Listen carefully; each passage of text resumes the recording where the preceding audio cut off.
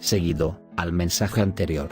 Regocijarse en las pruebas y en las tribulaciones. ¿Cómo podemos regocijarnos? Podemos regocijarnos y alabar a Dios con gozo por muchas cosas. Por ejemplo, si hemos cruzado la puerta de la victoria y del poder, podemos regocijarnos y alabar a Dios con gozo. Sin embargo, la Biblia dice que también podemos regocijarnos en muchas de las cosas que normalmente no nos traen regocijo. Podemos encontrar en la Biblia las cosas por las cuales podemos regocijarnos. Dice en 2 de Corintios 8:2 que en grande prueba de tribulación, la abundancia de su gozo y su profunda pobreza abundaron en riquezas de su liberalidad. Este versículo nos dice que los macedonios tenían abundancia de gozo en medio de muchas pruebas y aflicciones. No dice que tuvieran 1 o 2 gotas de gozo, sino abundancia de gozo. Hermanos y hermanas, tenemos que regocijarnos y tener abundancia de gozo. Aún en medio de las tribulaciones debemos regocijarnos. La vida de Cristo es una vida de victoria, y nosotros podemos jactarnos en su victoria. Aunque grandes ejércitos nos amenacen y grandes tribulaciones estén a nuestra espera, podemos regocijarnos y alabar al Señor. Una de las características de la victoria es que rebosa de alabanzas y de acción de gracias en medio de la tribulación. Había un hermano que trabajaba en el ferrocarril y había perdido una pierna en un accidente al pasar un tren. Cuando despertó en el hospital después del accidente, le preguntaron si todavía podía darle gracias al Señor y alabarlo. Respondió: le doy gracias al Señor, y lo alabó porque solamente perdí una pierna. Hermanos y hermanas, aunque este hermano tenía una tribulación grande,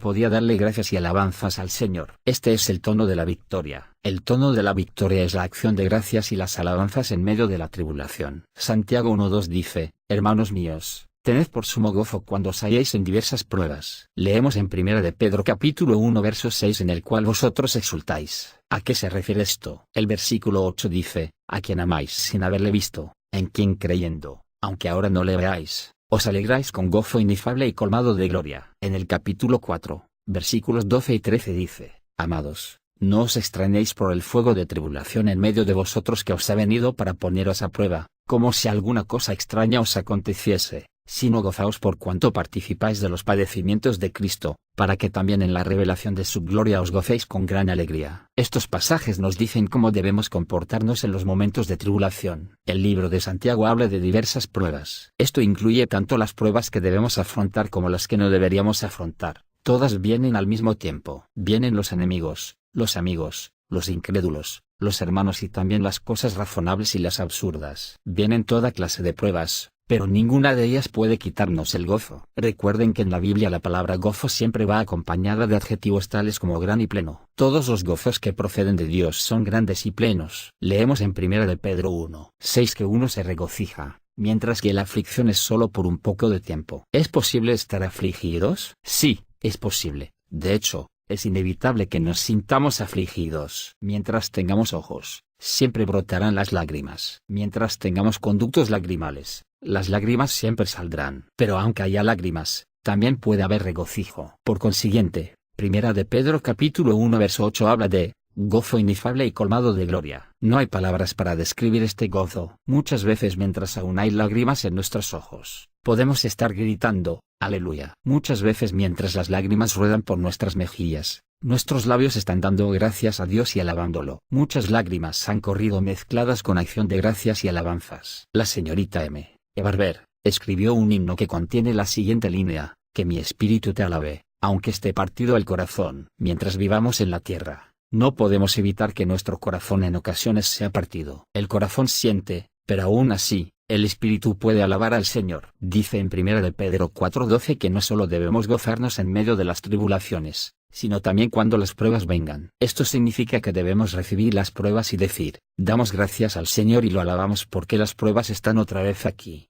Algunos hermanos arrugan la frente y las cejas cuando ven venir las pruebas y murmuran: aquí están otra vez. Pero Pedro nos dijo que diéramos gracias a Dios con gozo de que estuvieran de nuevo aquí. Cada vez que le damos gracias al Señor y lo alabamos, nos ponemos por encima de las pruebas. Nada puede ponernos por encima de las tentaciones, las circunstancias y las dificultades. Mejor el gozo, la acción de gracias y la alabanza. Este es el tono apropiado de la victoria y se expresa en un vencedor. En Chefo, una hermana que había entrado en la experiencia de la vida vencedora, se encontraba bajo pruebas muy severas. Su hija acababa de morir, y su esposo se hallaba muy lejos. Al morir su hija, los hermanos y hermanas vinieron para consolarla. Aunque sus ojos estaban llenos de lágrimas, su rostro estaba lleno de alegría. Ella dijo: gracias Señor, te alabo. Aunque no entiendo por qué murió mi hija, sigo llena de gozo. Los hermanos y hermanas trataban de consolarla, pero fue ella quien los consoló a ellos. Un gozo así no puede ser fingido. La victoria se sostiene por esta clase de gozo. Uno puede alabar al Señor con gozo en medio de la prueba. Permítanme decirles algo que tal vez no les agrade mucho.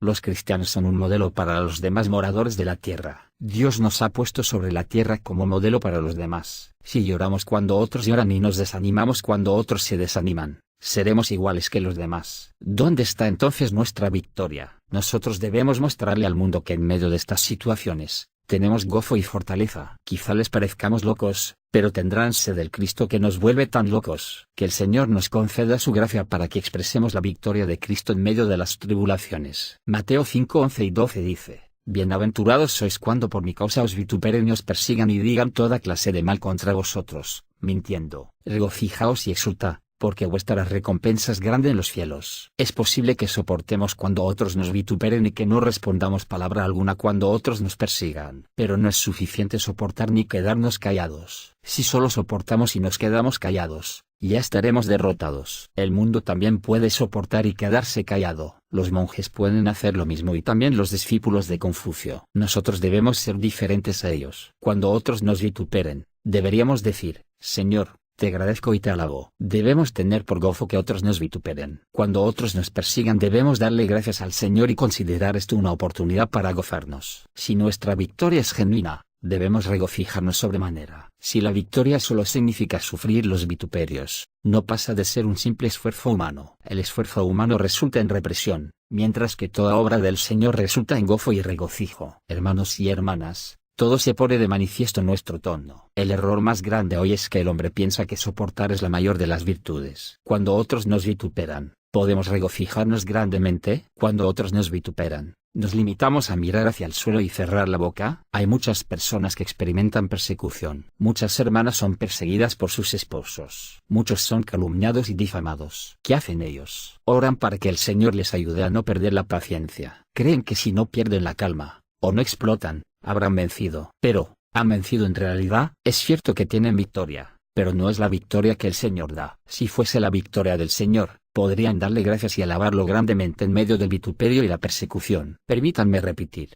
cada vez que descubramos que no podemos dar gracias al Señor ni alabarlo, estaremos derrotados. El tono de la victoria es acción de gracias y alabanzas. Hubo un hermano que en cierta ocasión estaba sentado en un tranvía al lado de un gran enemigo suyo. Él oró al Señor diciendo: Señor, guárdame. Mientras oraba, trataba de mantener una buena actitud, y hasta conversaba con su enemigo sobre las noticias y los deportes. Pero en su interior, oraba incesantemente pidiendo que el Señor hiciera que su enemigo se bajara del tranvía antes que él y para que el Señor lo mantuviese en victoria en todo el camino. Finalmente, después de mucha lucha, llegó a su destino y se bajó del tranvía. Suspiró profundamente sintiéndose más aliviado y dijo: he vencido. Pero, ¿qué clase de victoria fue esta? Esta es una victoria engañosa, fabricada por el hombre y vacía. Si fuese la victoria de Dios, no habría sido necesario orar pidiendo ser guardado, ni pidiendo ayuda para soportar. Solo necesitaba decir: Dios, te doy gracias y te alabo por haberme puesto aquí. Ya que me has puesto aquí, no importa si me dejas aquí más tiempo. Filipenses 4:4 dice: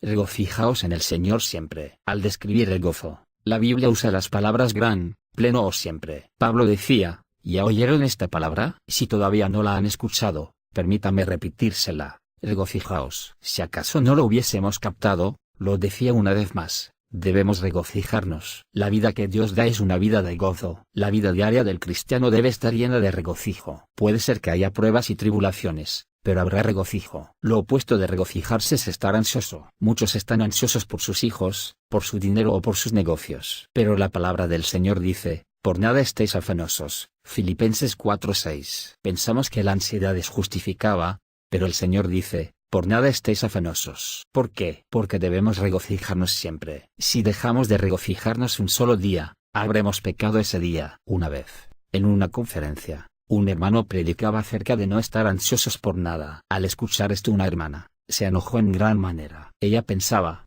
¿cómo puede una persona no estar ansiosa? Si los hermanos fuesen un poco más afanosos, podrían servirnos mejor comida. Los hermanos estaban encargados de la comida en esa conferencia, pero el Señor no la dejó como estaba. Ella finalmente pudo ver que la ansiedad era un pecado y pudo así vencer. Puedo hablar mucho más sobre este tema. Pablo dijo en 2 de Corintios 12:10, me complazco en las debilidades, en afrentas, en necesidades, en persecuciones, en angustias. Pablo se regocijaba en las debilidades, en afrentas, en persecuciones y en angustias. Hermanos, aún no sabemos lo que nos habrá de sobrevenir, pero sí sabemos que mientras vivamos en la tierra, las circunstancias no siempre estarán a nuestro favor. Algunos se enfermarán, otros tienen familiares que están enfermos, otros tienen parientes que están muriendo, y otros están afrontando persecuciones. ¿Qué vamos a hacer? Podemos decirle al Señor que lo soportaremos todo, pero decir esto significa que ya hemos fracasado. Si por el contrario decimos, Señor, te agradezco y te alabo, seremos victoriosos, y Cristo se manifestará en nosotros. Le daremos al Señor la oportunidad de manifestar su poder y nos regocijaremos. Esta es nuestra experiencia cotidiana en esta tierra. Debemos regocijarnos, alabar al Señor y darle gracias continuamente. En 1 de Tesalonicenses 5:18 dice, dad gracias en todo. Debemos dar gracias en todo. Colosenses 3:17 dice, y todo lo que hacéis, sea de palabra o de hecho,